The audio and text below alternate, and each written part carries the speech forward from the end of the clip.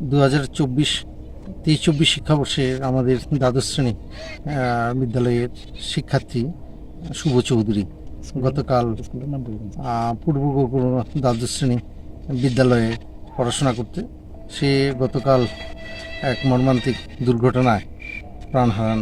আমরা গভীরভাবে মর্মাহত।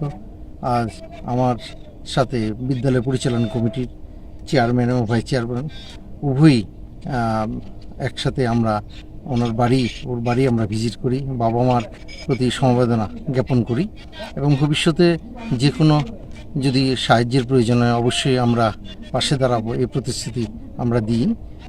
আমাদের কাছে এখন আর সান্ত্বনা দেওয়ার মতো কিছু নেই, কারণ যাকে হারিয়েছি সত্যি সে এলাকার এক সুনাগরিক ছিল।